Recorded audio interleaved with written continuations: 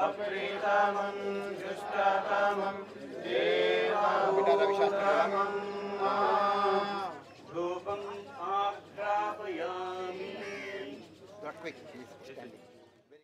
Your Holiness, what is the message that you'd like to give to the more brighter future for India? India's culture over 3,000 years, mainly ahimsa and karuna. These 1,000-year-old India's message, not only in this country, but the whole world need ahimsa and karuna. So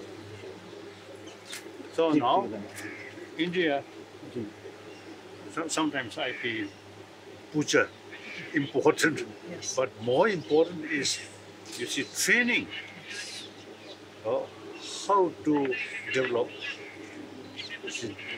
willpower of ahimsa. That depends on karuna. More karuna experience there. Everyone, entire humanity, consider our brothers, sisters, and scientifically say one human community. So therefore, the 1,000-year-old India's tradition of karuna and ahimsa, I feel, I'm quite convinced world need the 1,000-year-old India's tradition of ahimsa and karuna. Too many sort of violence on this planet, and too many weapons, and produce more weapons.